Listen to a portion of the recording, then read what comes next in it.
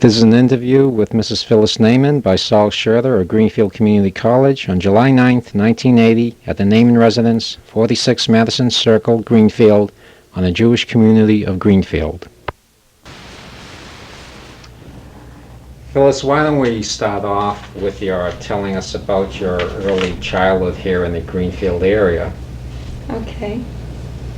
Do you mean my childhood as involved with Jewish practices and that sort of thing? Well, we can begin with that, yes. Okay. I was brought up in Turner's Falls in a town which had, I don't remember exactly how many, but I think there were about 10 Jewish families. And we didn't live right in town. And the only close neighbors we had at the time were my father's sister and her family. So I spent most of my childhood with my cousins, and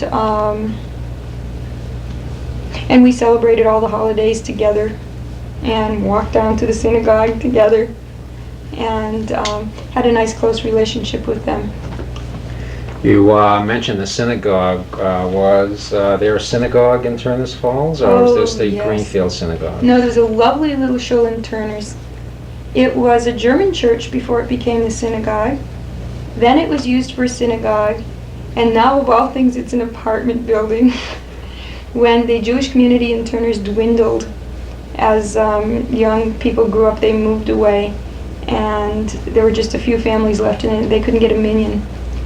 The synagogue was left empty for a while people came to the Greenfield show, and then they just closed it up. And it was put up for sale maybe half a dozen years ago, maybe between 6, 7, 10 years ago, I don't know. Do you happen to know the location of the former synagogue in Turner's? Yeah, it's on K Street, right next to Our Lady of Czestochowa Church. Mm-hmm. That's interesting. As a matter of fact. It's funny because the church is a large, imposing, really very elegant church. Very elegant, large brick structure with statues all around it. And the synagogue is a small wooden frame building, white clapboards. It was anyway. I don't know if it's been covered with something else now. A little blue around the door, you know. And it was filled with the most lovely wood carvings. Nothing unusually elegant, but just very nice. The bima had nicely carved wooden pieces. And actually, I guess as far as synagogues go, you'd say it was very simple. And because it was used mostly on the high holidays, it smelled very musty inside.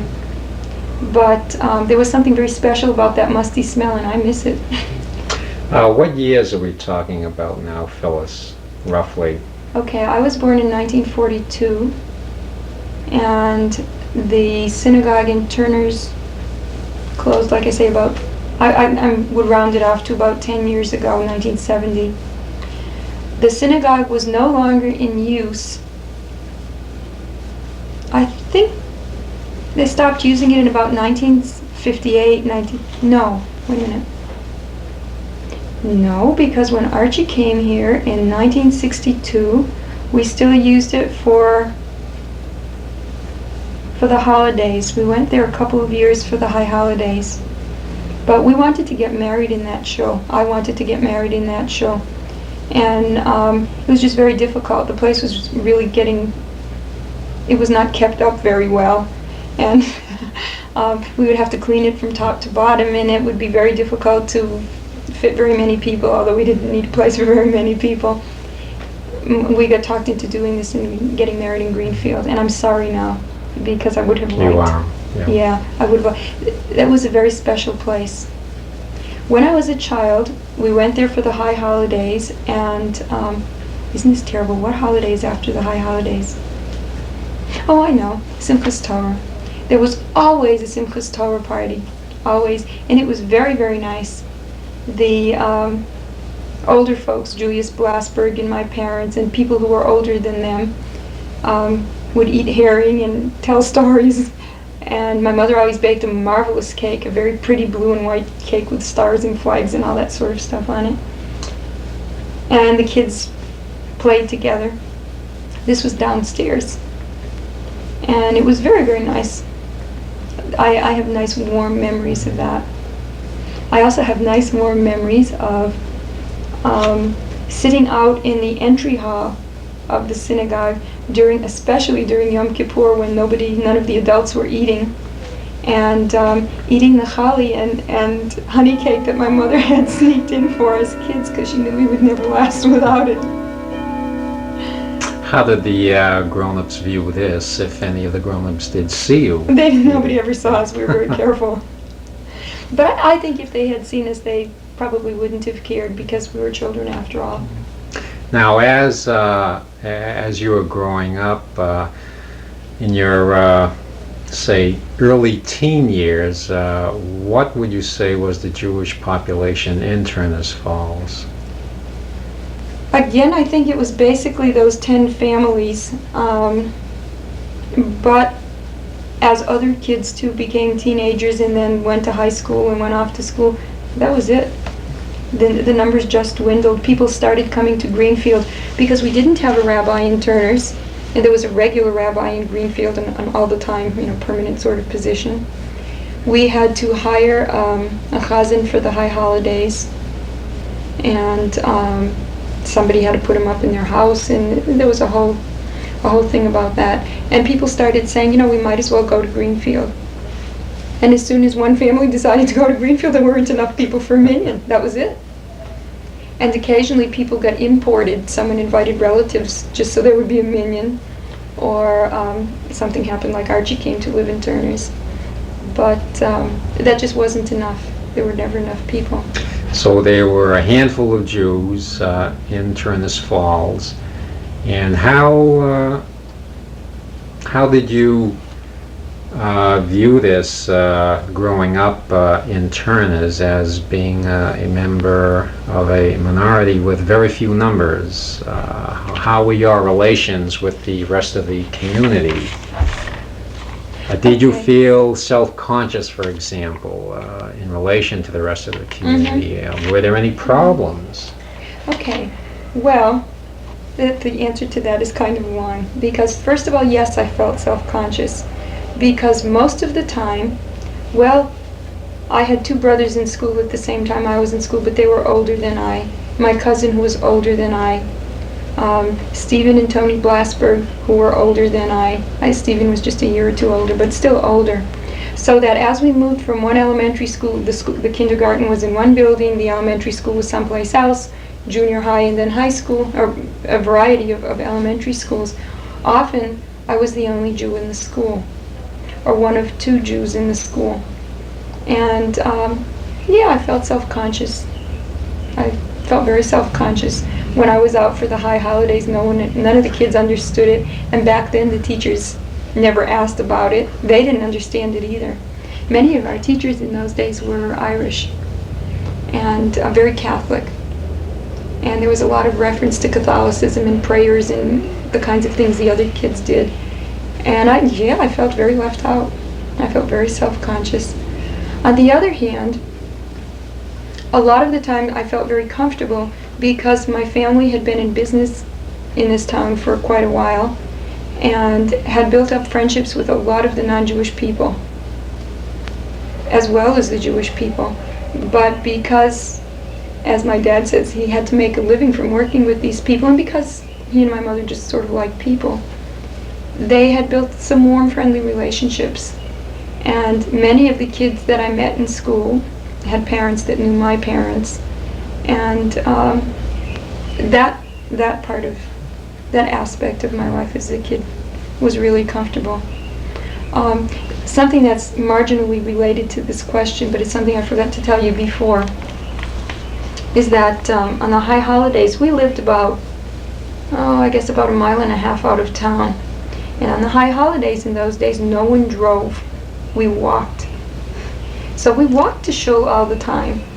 My father would never in a million years think of riding. My grandfather, my God, never would he think of riding. Anyway, we walked to shul. The neighbors all along Millers Falls Road said that they could tell what the seasons were when they saw us walking, they knew that there was some kind of holiday. And they used to tease my mother about the fact that she was wearing the same hat as she had worn the year before or something, because how many hats do you have after all? But I used to feel very good about being able to be out of school when the other kids were in, and I could just sort of parade past the school on my way to the synagogue, or I could even take a detour to make sure I paraded past the school. And I felt very special when I did that. How could you tell us about the various holidays that you celebrated throughout the year, as far as the Hebrew holidays are concerned, Phyllis? Sure. We celebrated the major holidays. Some of the minor ones I didn't even know about, but I heard a little bit of them at Sunday school. But we celebrated the major holidays. The most major being, of course, Rosh Hashanah and Yom Kippur. And those were really a big deal. My parents at that time kept kosher, and my grandparents were really quite Orthodox. They lived right next door to us and had a great influence on our lives. And my parents followed the customs that most Ashkenazic Jews follow. Which is what, Phyllis? Okay, specifics, right. Okay, at Rosh Hashanah, the whole family got together. Aunts, uncles, cousins, grandparents, whoever was around, came to our house for dinner the night before. Supper it was called then. Everything was homemade, of course, the gefilte fish, which was schlepped in from Springfield, all of these kinds of things. Teglach, lots of involvement with food, with foods that are appropriate for this holiday or that holiday. Strangely enough, it's not strange, but the symbolism which is involved with all these foods, or some of the foods, was never explained. And as I got older and learned about some of this stuff myself, I asked my mother, why didn't you tell us this? She didn't know. She still doesn't know some of that. My father doesn't know either. So I said, well, what do you do it for? Because their parents did it. And why did they do it? Because their parents did it. Tradition. Absolutely. Absolutely. No explanations, no understanding. And my mother and the children, for example, on Rosh Hashanah would, well, let me backtrack a little bit. My father would get up very early, my father and the boys would get up very early in the morning. My grandfather would come knocking in the window, yelling, Mayor, it's time to go to shul. And they would all walk to shul. About 10 o'clock, our famous hour, my mother would get the girls together. Excuse me.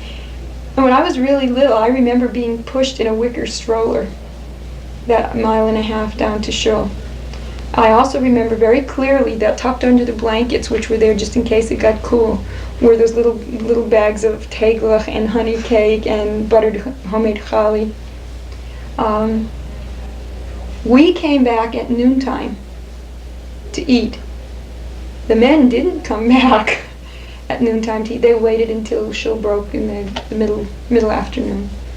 Then they came home and ate and sat down for a little while, went back to shul in the evening, walked back down again, and then walked back home. And the same thing happened again the next day. There was much lighting of candles and putting on of white tablecloths. The house was cleaned from end to end, like I never clean my house. I never have yet. Spring cleaning is nothing compared to what went on at our house at Rosh Hashanah. My mother took everything apart. Everything came out of drawers, everything came out of closets, from the ceiling to the floor, everything was washed and polished. Special trips were made to Springfield for kosher food. On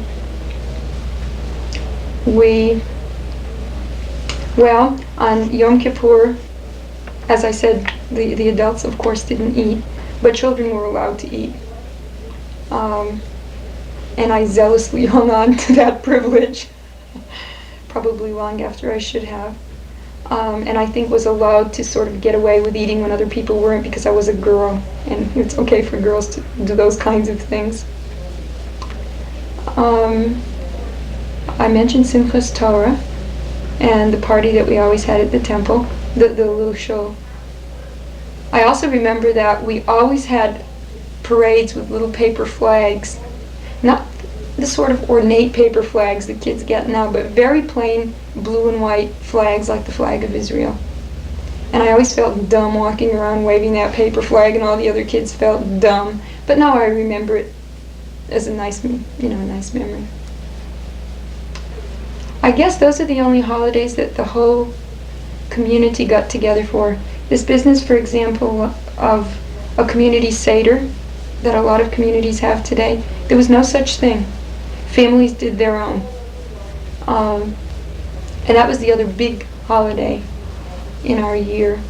And that was very much family oriented. The preparations, again, the complete cleaning of the house. All of this, mind you, while my mother was working. She was working full time and would take off a day or two and stay up all night cleaning and cooking and fixing. We couldn't eat anything if it didn't say kosher for Passover. We couldn't have ice cream. We couldn't have a bottle of soda unless it was stamped kosher for Pesach. And then one day, I don't remember when this was, I think I was a young teenager. Maybe I was like 11 or 12, I don't know. My mother had a brother who worked for the Beech Nut Baby Food Company. One day, Uncle Sidney told my mother that his job at that particular time was to take his little package of labels and to go around to the stores and stick on the label that said kosher for Passover. Disillusionment. So then we began to get a little bit more relaxed about things. If the bottle of soda hadn't been opened, it was okay. And my parents were shocked. This leads us into this next question on the contrast of years back then and what you spoke of, how the family would literally clean the house completely upside down, every nook and cranny. There'd be a lot of time spent getting ready for the holidays. Religion in generally was adhered to in that sense years ago. How would you view religion today as far as preparing for various things? For example, preparing for holidays, getting ready for things. In the hustle and bustle of today's world, what changes have you seen over the years from when you were a young child to today's time? Okay, I can tell you changes that I've seen in my parents' preparation for these holidays, and changes from their way of doing it in the past to my way of doing it now. Their lives have become much more simplified. They don't run to wherever for kosher meat. They get it sometimes, and sometimes they buy their meat in the supermarket. They do a house cleaning like I do a house cleaning. I mean, you clean your house, but that doesn't mean ripping down everything you can find and washing things that don't really need washing, or that might need washing, but you can kind of let it go. I feel kind of sad about that, because I feel that part of the excitement and the feeling of belonging to, being part of a tradition and belonging to a group of people that really get into these holidays and really get into these customs was very important. And I don't know what kinds of feelings our kids are going to have about them. I try to provide as much of that as I can, but it's very difficult when you work outside and you try to do that kind of thing inside. I've tried to stick to preparing traditional foods, reading about holidays. When the kids were little, we got children's books to read to them, and then they read them. And we do observe Shabbat. We do observe all these holidays. Oh, that's another thing I forgot to mention. Never did a Friday go by when my mother didn't light candles. And we did all the traditional Shabbat kinds of things. In fact, one time I almost burned the house down from the candles, because I think I was about 6, and I took a paper napkin off the table. My mother was on the telephone, and I just put the napkin in the flame, and the color was so pretty. I must have been really small, because anybody old enough, would realize it's dangerous. And I had just about started the tablecloth on fire. In fact, I had. When my mother turned around, screamed, dropped the telephone, put out the fire, and then whacked me. But I think our preparations are more hurried. Although in a way, our kids are getting something from a little different perspective than we did. My father, of course, can read Hebrew very well, but he doesn't know what he's reading. And he doesn't understand a word of it. All the holiday services at the temple in Little Shul, were always done, all in Hebrew. And I can hear as I'm telling you this, the sound of all these old men mumbling, and young men mumbling. The old men mumbled louder. And praying and weaving back and forth. And I remember sitting there giggling about it and all that sort of thing. But they didn't know what they were saying. They said it because they learned it when they were kids, and they knew it was important, and they just kept saying it. And we kids were really bored sitting there because we didn't understand. And we started reading the English translation when they got books that had the English translation. So we at least knew what was being said. And now, one thing that we do with our kids that wasn't done with us was talk about it in English and make sure that they do know what they're saying, because I think it's important. So in other words, back then, the older folks more or less had the feeling that, well, you would get it one way or another. Right. You would get it, and they didn't have to explain to you. Yeah.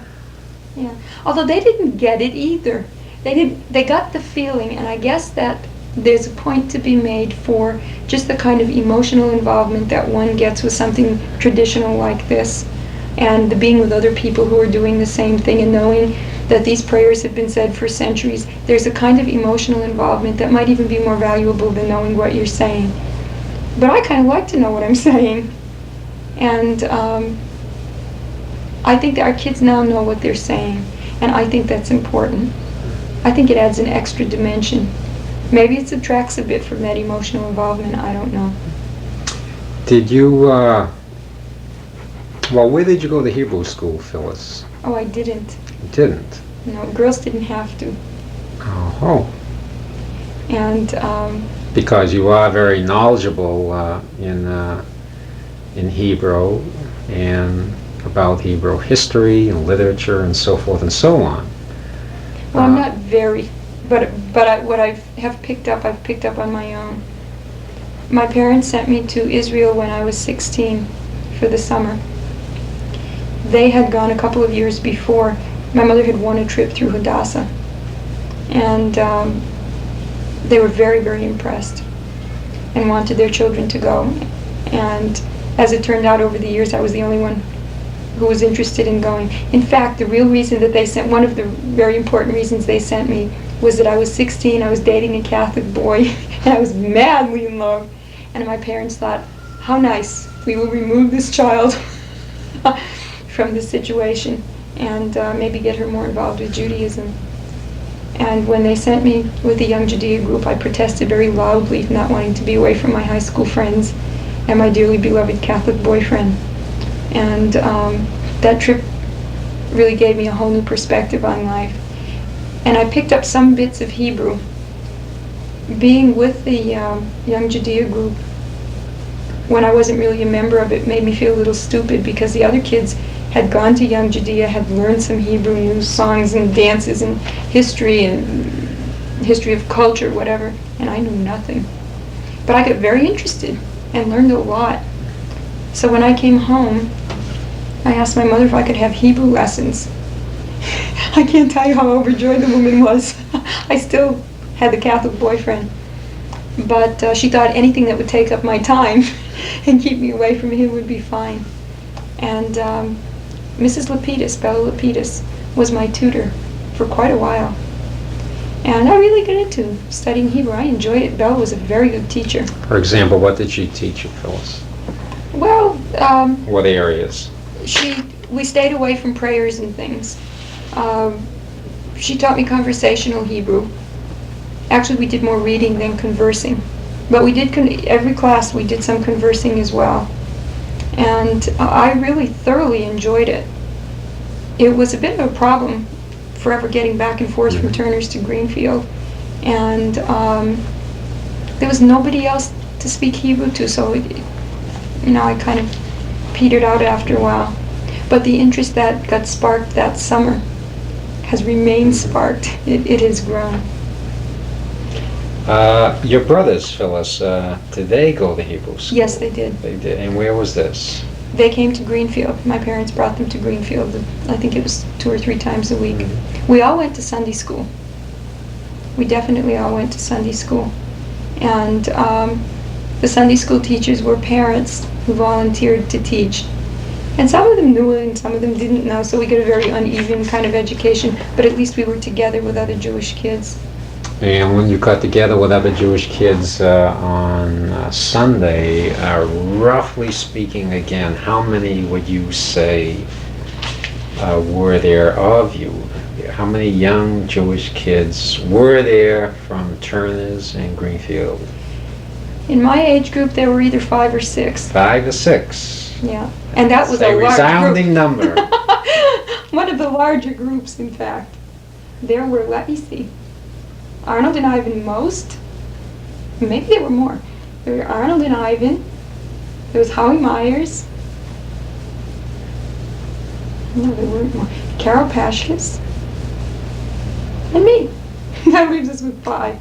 And there were maybe 3 kids who were, or 2 kids a year older. A couple of kids a year younger. We were definitely the largest group. But I mean, that was it. Was this a close-knit group amongst you kids, or was this, well, every once in a while we'd get together on Sunday and hi, how are you, and do your thing, and then that would be it? The Greenfield kids were fairly closely knit. They got together more often. I definitely felt like an outsider in that group.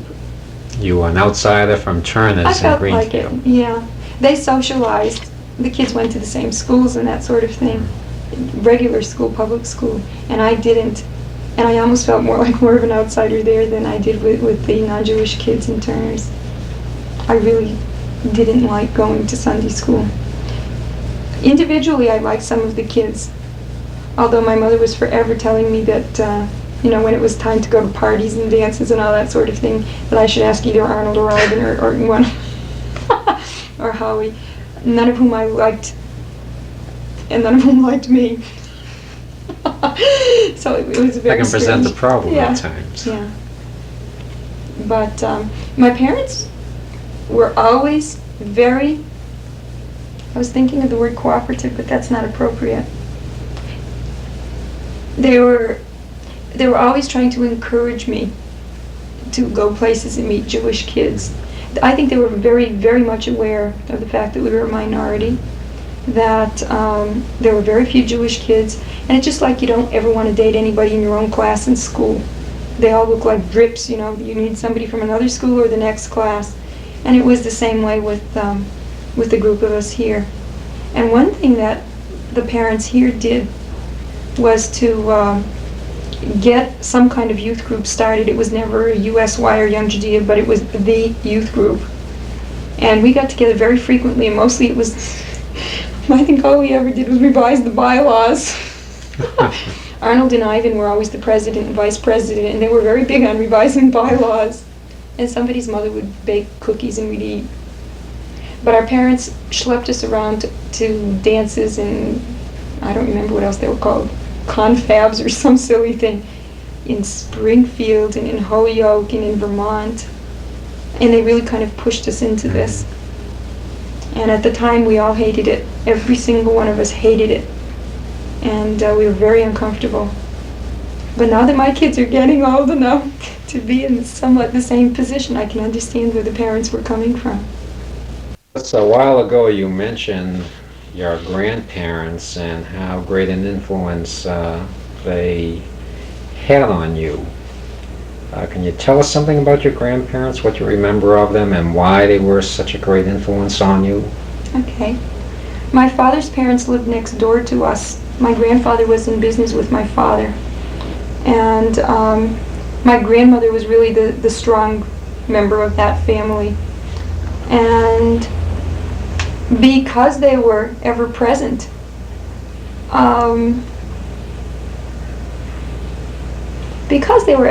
they were a great influence. They came from Russia. They were immigrants in the late 1800s. We just figured that out the other night. I realized I didn't know when they came here.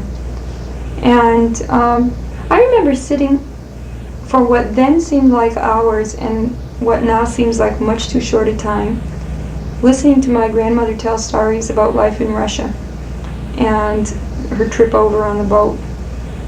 She met my grandfather here. She was a child when she came. But she told stories about Jewish kids being stolen by members of the Tsar's army who rode through on their horses and just took the boys. They were interested in the boys, and it took them off to the army when they were kids, and they were never heard from again. And she told stories of pogroms, of what she remembered of them.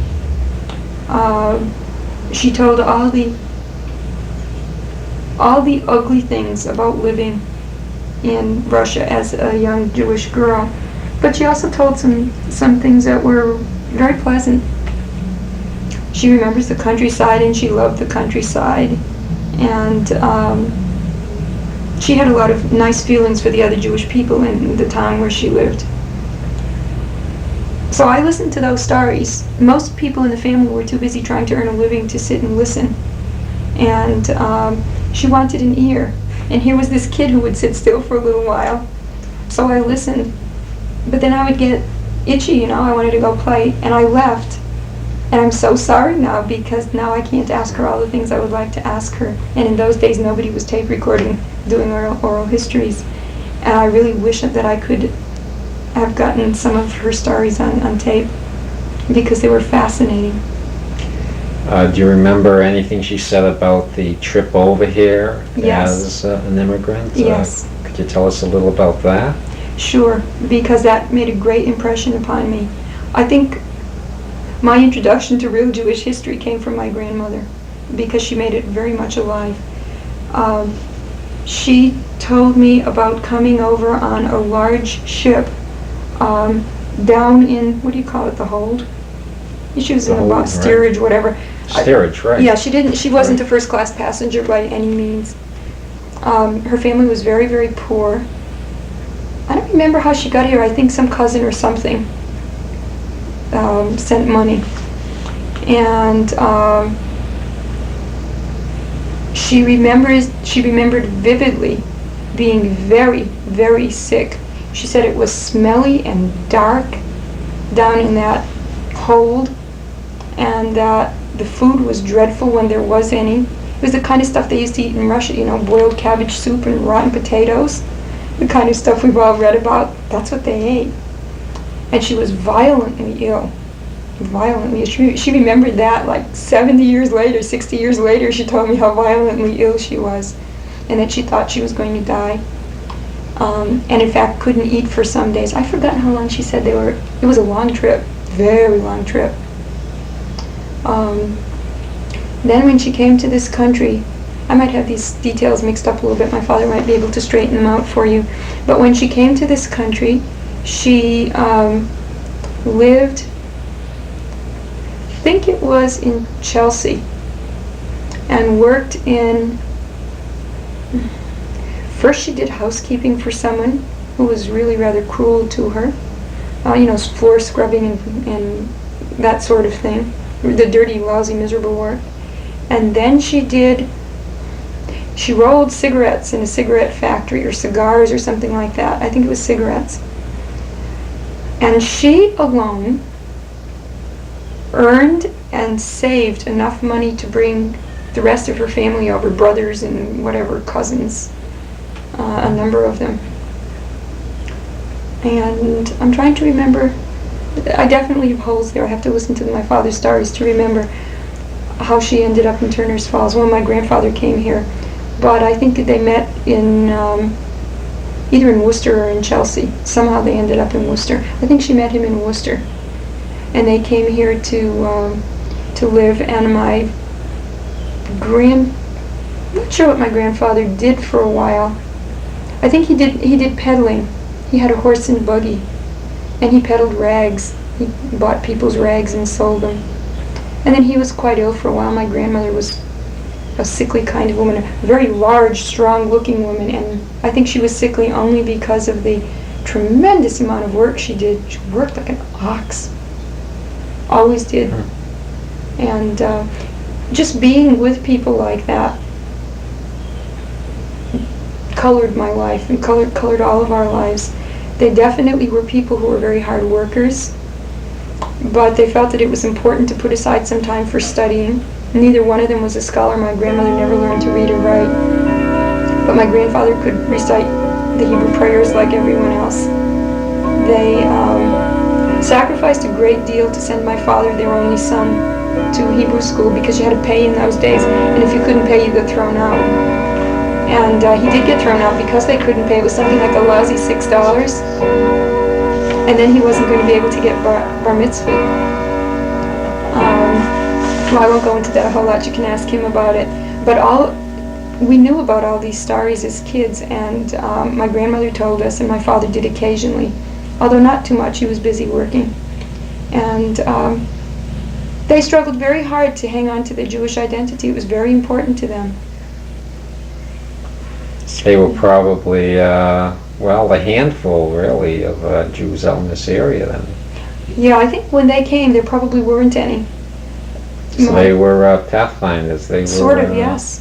There were other members of their family. Other members of my grandmother's family used to live down on 3rd Street. I remember there was an Aunt Mary Baker, the Baker family, and there were a few of them, and they eventually moved. But they were there. They were the town connection.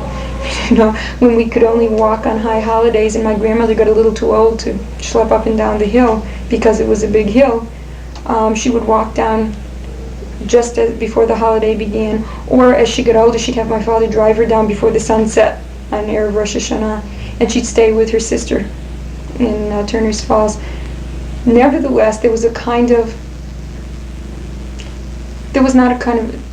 those two families were not as close as they could have been. I don't really know the whole story, but Aunt Mary didn't care a whole lot for the farmers up on the hill. She was a city woman, after all, living in the metropolis of Turner's Falls. And her husband ran, I think it was a used furniture store, right next to where the, what's that restaurant in Turner's, the one that the Renaissance Church opened. You know what I mean? The Cucumber? Across the street from the Cucumber place. In any case, today in the place that used to be Aunt Mary's store, there is silk screening place. It's on 3rd Street just before you get to Unity Park. But that was the other family connection. And then everybody was sort of related to everybody else. They were related somehow by marriage to the Blasberg family. Julius and his son Irving, and his son-in-law Sidney Cohen for a little while ran the junkyard. And then of course there's Judge Blasberg and the rest of them, but that was the community, that was it. A couple of other old folks who worked in Greenfield, I remember them as old folks. And then that was the end of those, when those people either moved or died, that was the end of them. Small community. I'm talking about the community of Turner's Falls, Phyllis. What changes have you seen over the years since you were a child? In the Turner's Falls community? Physically in Turner's Falls, back when you were a child to, for example, present day times, you know, has Turner's Falls changed that drastically? Oh, it's changed a great deal, yeah. It used to be a pretty lively little town. A lively little town? There, believe it or not, there was industry in Turner's Falls. There was a paper factory, which is still there. There was a cutlery shop, which is not still there. Well, the building is, but the industry is gone. My father told me that at one time, and I suspect this was when I was very little, or maybe even before then, Turner's Falls was more alive than Greenfield. because it had these industries along the Connecticut River. But over a period of years, Turners Falls has become more or less a kind of ghost town, with a speck of life shown now and then by people from the Renaissance Church and the commune that was there for a while. But the liveliness of Turners Falls has definitely fallen off. It has deteriorated a great deal. Well, from what you can remember, what was so live about Turners when you were a youngster? Well, for one thing, the downtown area, which is sort of deserted these days, had quite a few shops and stores, and there were always people there. There just don't seem to be any people around anymore. There were benches out on the main street between the trees, and there were always either old men or drunks, or sometimes women who were taking a break between their scrubbing or whatever they were doing, sitting out on the benches, visiting and talking with each other. There were parades, and there were a lot of community kinds of things happening. There were band concerts at Unity Park every week. Everybody went to this stuff, and nobody does anymore. The Jewish people would sit together if they were there. And of course, I don't live in Turners anymore, so there might be things going on that I don't know about, but it just seems not to be so lively a place. The stores have moved out. Many of them have moved out. Some others have come and gone. A lot of people who live in Turners Falls now work elsewhere because there aren't that many jobs in Turners. They work in Greenfield or somewhere at the university, someplace around. When did you move from Turners to Greenfield, Phyllis, and why?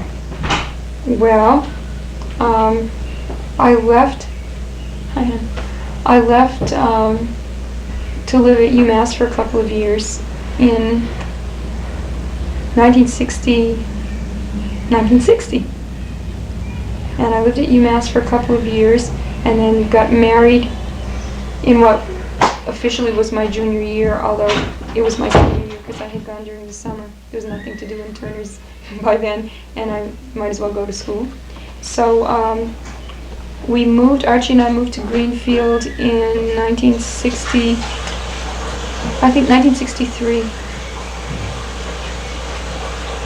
And from 1963, I imagine, well, before that you used to come into Greenfield. What changes have you seen in Greenfield over the years, as far as the town is concerned, as far as growth is concerned, as far as change is concerned?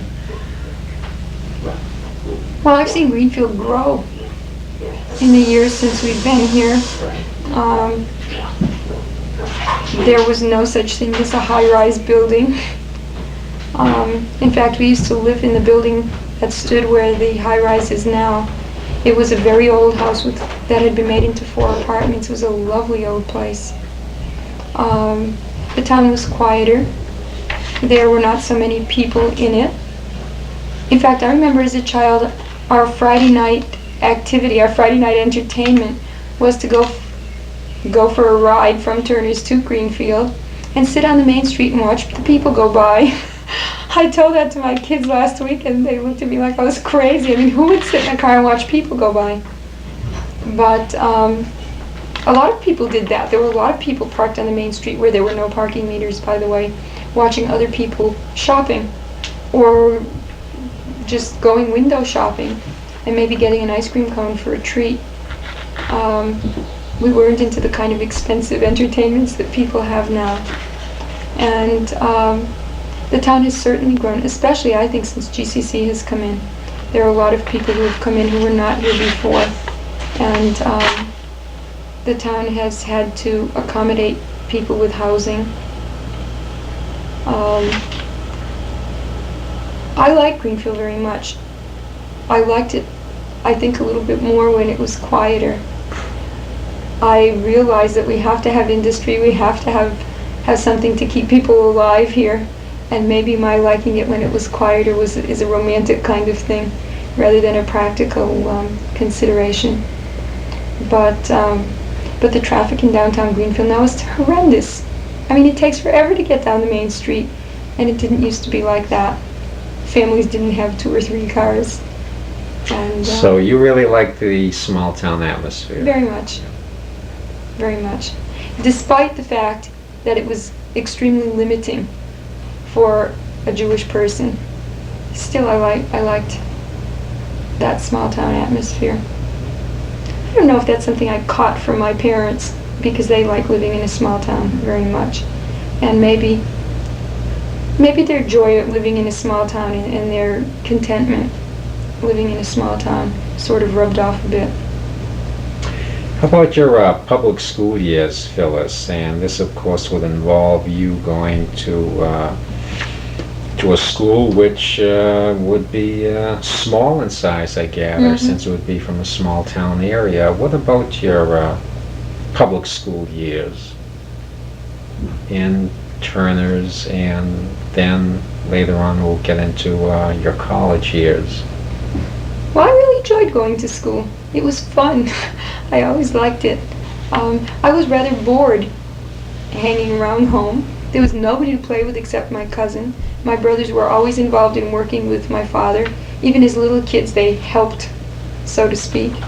And I didn't really have to do anything. My sister was 5 years younger than I was, and at that time I sort of felt that she didn't exist. She was too young to play with. And I was always very sad when summer vacation came. I couldn't understand why all the kids who lived downtown couldn't wait for summer vacation. Well, of course they couldn't. They had each other to play with, and there was a playground and swings, and we had swings too, but there was nobody swinging on them except me and my cousin. And I guess I've just always really liked school. And because the things that we did in school came easy to me, it was kind of fun for me.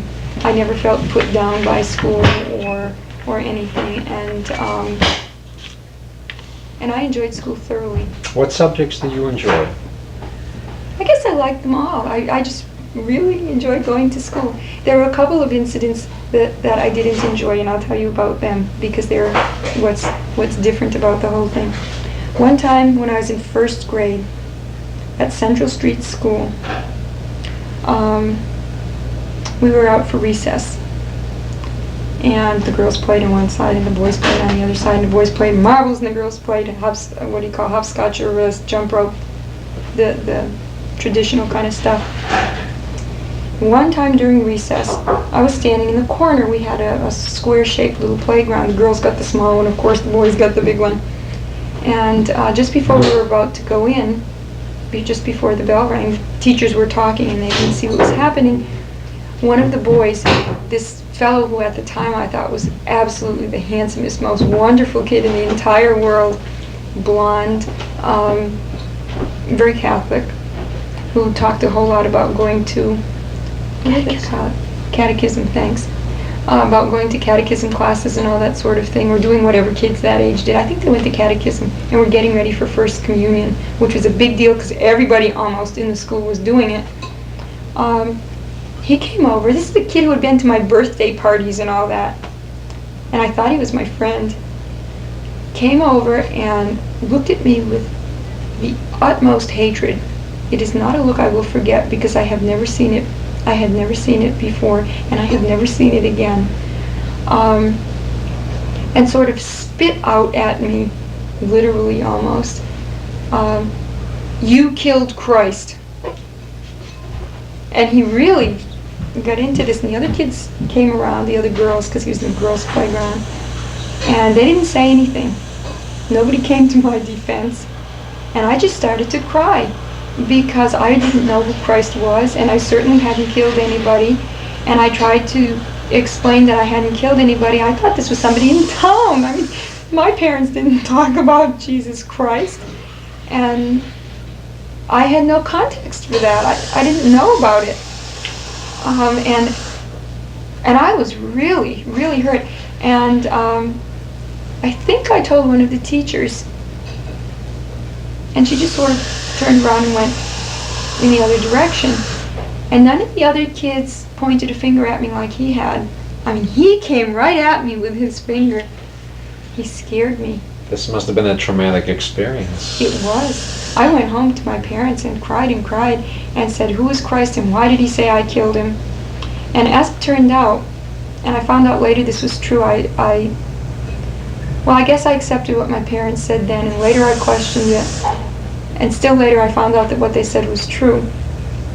That at that time in the Catholic Church, that was one of the things that was being preached, and that was one of the things that the kids were learning. In fact, that was when my dad told me that when he was a kid in Turner's Falls, it was very common practice for the kids, they're mostly Catholic. There's some Protestants, but mostly Catholic kids that lived in the Patch, for example, the South End, where Rockdale, Railroad Salvage is now, to walk past the little show and spit at it. So the rabbi who would come in to teach the kids, or maybe it was the rabbi, it must have been the rabbi in Greenfield, because they went to, no, I guess the rabbi, there was some kind of rabbi then who came in to give the kids Hebrew school lessons, interners, or whoever was giving them lessons, told my father and the other boys there that what they should do when they went past a church is to spit and walk on the other side of the street. And this was kind of the background from which this little boy who told me I killed Christ came. Because his parents were among those people who used to walk by, close his eyes, and spit. And actually, I suppose he was comparatively enlightened. He didn't spit anymore anyway. But I found that very frightening. I was really scared. And I thought, if all these kids think that I killed somebody that they are worshiping as God, what do they think of me? And they weren't interested in the fact that I didn't know who Christ was, or then that I knew, but I certainly hadn't killed him. They learned that the Jews had killed Christ, and here she was, the only Jew in the place. She killed Christ. And there were some very negative, cold kinds of, kids sort of walked away from me after that.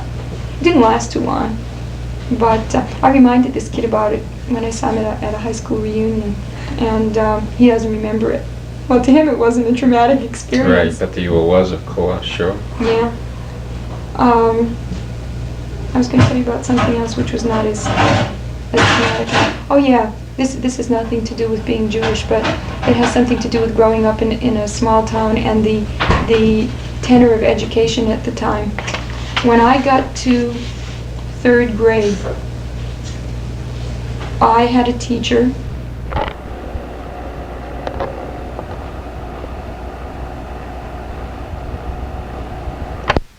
type of teacher at that time. She graduated from normal school, I learned this later, was Irish, very Irish and very Catholic. She wore green and shamrocks and the whole business, and we sang Irish songs in school and all this kind of stuff. And she definitely had her favorites. And at first I was not among them. I got to be among them eventually because I did well in school, and I was easy to get along with. I didn't cause her any problems, and some of the kids did. But later on I thought about some of the things she said and realized how dumb they were. Before me had come my 2 brothers through the same school system. All the teachers were the same. They stayed forever.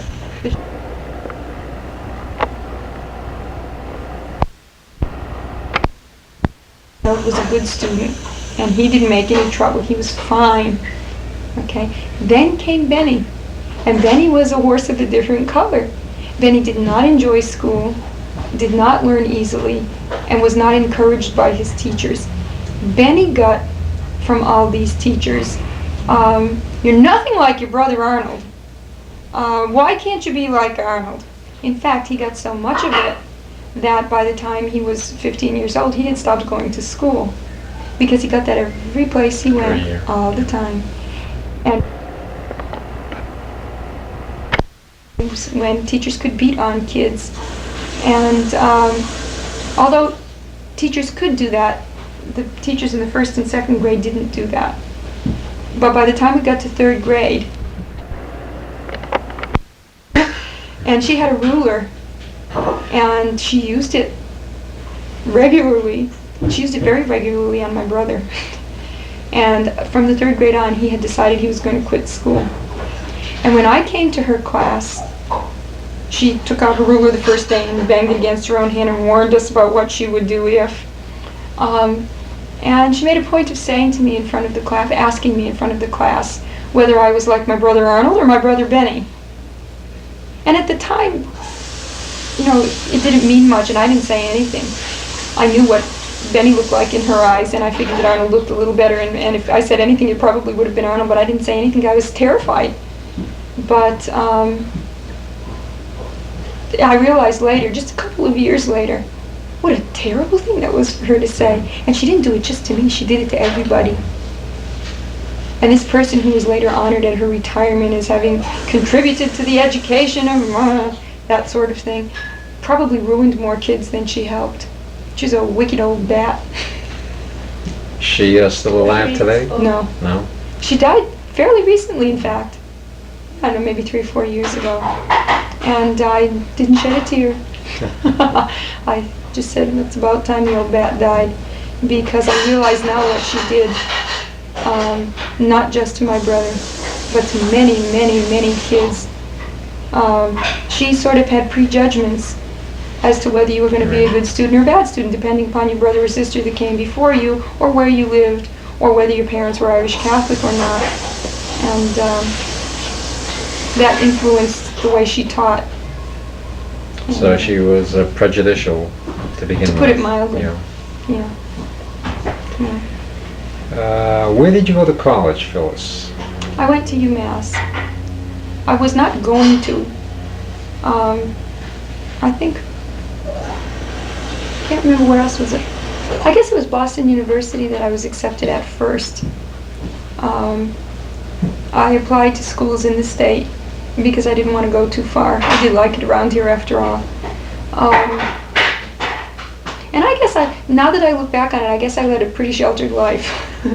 And I wanted to be somewhere near my family, just far enough away so they couldn't keep an eye on me all the time. And I was all set to go to BU. In fact, I think I had sent in my money and everything was all set. And then the acceptance from UMass came.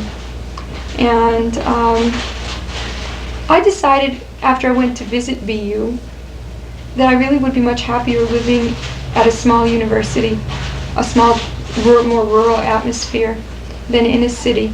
I, at that time, really felt very lost in cities and very much the hick. I felt very uncomfortable in cities and always felt very inferior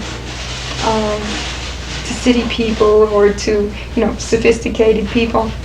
So I chose to go to UMass. And my parents wisely insisted that I live there. Because, I say wisely because the only time I had been away from home was that trip to Israel. And it had been so good for me, and my parents obviously realized that they felt it was time for me to get out on my own a little. And my father had to quit school, it was either the 7th or the 8th grade, because he had to support his family. His father was sick and his mother couldn't go out to work. And my mother graduated from high school and wanted to go to college to be a gym teacher. She was very interested in phys ed, but she came from a poor family, and there were 7 children, and there was simply not enough money, and no one sent the girls to college, no one in those circumstances. So the money was saved for her brothers who went to college. So both my parents were really pushing education. Of course, they thought at first that maybe I should go to Catherine Gibbs School and become a secretary. And I really hated that kind of work. I tried it out a couple of summers working in their office, doing bookkeeping and that sort of thing. My father used to call me his little bookkeeper, and I finally had to tell him that I was not his little bookkeeper, nor would I ever be his little bookkeeper. Phyllis, we were talking about school and particularly college. What eventually did you major in, and why did you major in that subject? I eventually majored in English because of all of my classes, I enjoyed most English and history, and I had to make a choice. And the English involved more writing than the history did, and I enjoyed doing that. So I took more and more English courses. and continued to fit in what history courses I could just for the fun of it, for electives. And that's why, I guess. My parents were really good about not pushing me into anything. When they heard that I really would not be anybody's bookkeeper or secretary, they suggested, of course, the only other respectable thing for a woman to do was be a teacher. And my mother had always said, why don't you be a teacher? And just because she said it, I was sure I would never, ever be a teacher. I mean, who's going to do what her mother says to do, right? But, and I was determined not to be a teacher. But somehow that's the direction I found myself going, and all by myself. My mother stopped harping once I went away to school. She said, you know, do what you want to do. She didn't really harp, she just suggested. And she said, what you do is up to you. And my parents were very, very supportive. The first semester I was there, I nearly flunked out. I stayed in, I think, by 1/10 of a point. I was in a strange place. I didn't really know how to study. I had never had to study before. High school was so easy. And I didn't know how to handle it. I felt very much still, even at UMass, which was much smaller then than it is now, I still felt like the country bumpkin in an atmosphere where a lot of other people were much more sophisticated. My roommate was more sophisticated. Other girls in the dorm where I lived, they just knew a whole lot more about life than I did. And I guess I felt pretty much out of my element. And I was really upset, wondering what my parents were going to say when they found out that the only person in the family who had chosen to go to college was flunking out, failing miserably. And they were so supportive. They said, look, do the best you can, that's all we expect of you. And if you do well, fine. And if you don't do well, you'll do something else. And as I think of it now, I'm amazed at how enlightened they were about the whole thing. Because I knew they were pinning a lot of hopes on me. And that sort of took the pressure off. And then the next semester, I think it was the next semester, my social life improved a great deal. Suddenly I didn't feel quite as ugly and stupid as I had felt before. And for some reason it seemed the more I went out and had fun, the easier the studying got to be. And by trial and error I had learned to study. And things were fine after that. Absolutely fine. My average never lived down that first miserable semester. But things definitely changed. And you did become a teacher. Eventually. And well, you taught in high school, on the high school level. Mm-hmm. And what subjects did you teach then, Phyllis? Well, in 1964, I graduated from college. I really graduated, I think it was the end of 1963 or something, but officially I was in the class of 64. And right away, the next September, I got a job, teaching at Maher Regional School in Orange. And to back up just a little bit on that, I sent applications out to every high school in the area because I had decided teaching secondary English was my thing to do. I sent out applications to all the schools in the area, although I had been told by people in the field, by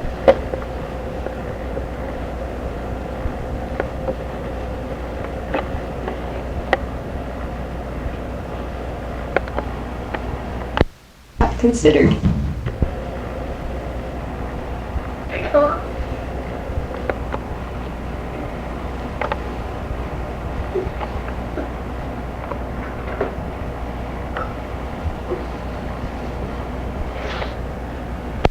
Jewish teachers, and I'd never heard yes or no. I never even heard that they got my application, and I didn't follow up on them because Maher offered me a job and I took it.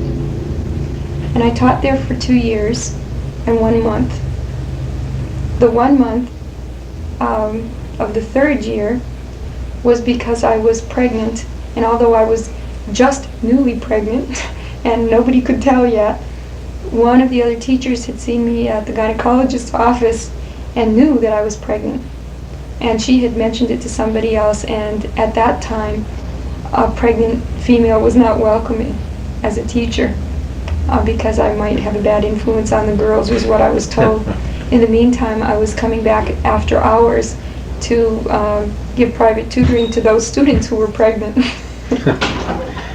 Far difference in today's times. Absolutely, and things have changed for the better. Then, when my children were babies, I got a little bored staying home all the time. They slept a lot, and I got kind of sick of just hanging around. And like I said before, I really liked school, and I would happily be a student forever. And Archie encouraged me to go to graduate school, and I did. I took one course at a time in education and English, and over a period of 6 years, which is the number of years I was allowed at that time to get a master's degree, I got my master's degree. One of the reasons I decided to go after it, after I got started just doing this for fun, was that Greenfield Community College had been established, and it seemed to me that I might really rather enjoy teaching on that level, and I would need a master's degree. So I figured I'd never get a chance to try it if I didn't have the degree. So I went to UMass in the evenings while Archie stayed home with the babies, and got my degree. And right after I got it, when Tammy was in nursery school and Joey was in kindergarten or first grade or something like that, maybe Tammy was in kindergarten, I don't remember, 1970, 71, I applied for and got a part-time job at GCC, also teaching English. And you've taught English part-time there for a number of years. Mm-hmm. And what's your present capacity at the college? What are you doing there now? Well, I taught English part-time for, I don't remember exactly how many years the status was officially part-time, maybe 7 or 8 years. I think either 7 or 8. And then for a year or 2, again I don't remember, I was half-time. All this time I had wanted a full-time job, and there weren't any. And finally last semester, maybe there's something to be said for tenacity, I don't know. Stubbornness, longevity, whatever. Lack of alternatives, maybe that's it. Finally last semester I got a full-time job. And I had been teaching just English all the way through comp and an occasional literature course thrown my way to keep me from complaining too much about still being part-time. And this last semester I also started teaching reading. And I really got excited about that. I'm really enjoying it. So at the moment I'm pursuing another degree at UMass in reading. And it's really fun to do something a little different. And I like my job, I like it very much. I would like more money, but we know what that's like. Phyllis, is there anything else you would like to add? No, I just told you I was going to tell you something and I forgot what it was. Oh, I know what it was.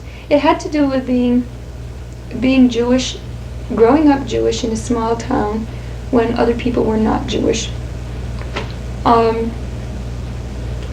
There were a lot of blonde kids in my class, a lot of light-haired kids, and even the kids with dark hair didn't have very dark hair. And I did. I was different. And I felt different and was made to feel differently. Nobody poked fun at me or anything. This was in elementary school. I just felt different. I remember distinctly, this is something about, maybe it's something about going through puberty or whatever, when kids are ultra sensitive about everything, especially about their appearance. But when I was in 6th or 7th, something like that grade, I remember I had very dark hair on my arms, and a lot of it. And I remember feeling like I looked like an ape or something, because one kid said to me, "How come you're so hairy?" Well, the other kids had little blonde fuzz on their arms, or lighter fuzz. And from that time on, my mother could not understand why I wanted only long-sleeve blouses. Also, somebody told me that my nose was very long, and I hadn't thought about it before. And suddenly I felt very, very ugly. And I remember a particular time in that 6th or 7th grade when I tried very hard, this is so ridiculous, but I tried very hard not to let anybody see me from the side, because they would see how long my nose was and how ugly and how different and strange and maybe even scary it was to other people. But that feeling of being ugly and different lasted for a long time.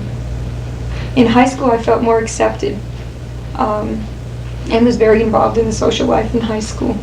But still, deep down in the back of my mind, even when I started college, was that feeling that I was different and really, really ugly.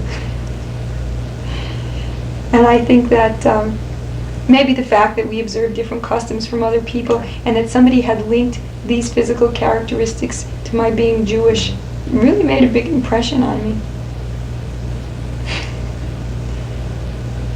That's the other thing I thought of that I hadn't told you. I guess that's it. Phyllis, what has been your greatest joys so far? What has been some of your greatest sorrows so far? Okay, let me think. I can't tell you, it's so hard to answer that. I can tell you what some of my greatest joys have been, because I don't think I can narrow it down to one. One of the absolute greatest joys of my life is being married to Archie. He's just a really absolutely, excellently, marvelously wonderful person. And that feeling of joy has grown over these 18 years. Another one of the great joys of my life are my children. I not only love them, but I also like them. They're nice people, I think, some of the time. I can think of a couple more. Another great joy is the close relationship that both Archie and I have with our families. Close relationship that has been tried many times, but has always come out on top. And a feeling of, I guess I'm just very, very grateful for all the feelings of support and love that have come from our families, that have sort of given us direction so that we can deal with whatever we have to deal with. The other great joy that I can think of is the work I do. I really, really enjoy it.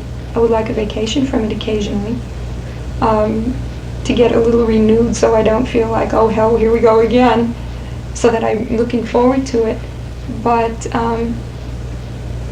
studying and learning, which is a whole lot of what you do when you're teaching, is very exciting. It's just really, really neat. And as far as great sorrows, I've been fortunate enough not to be involved in personal tragedies of any kind. Very fortunate. But the only personal sorrow that I can think of, and this ties very much in with what I've been talking about and the questions you've asked me, is the lack of community in the Greenfield Jewish community. That makes me very, very sad, because I think there's a lot of potential for that warm, close feeling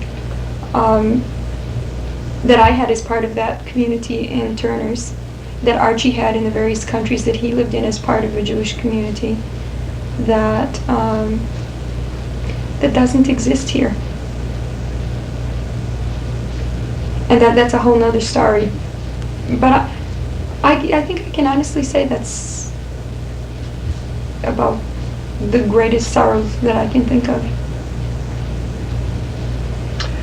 Phyllis Nahman, thank you very much for not only an enjoyable interview, but a fascinating one as well. Thank you very much. Well, thanks for asking me to do this.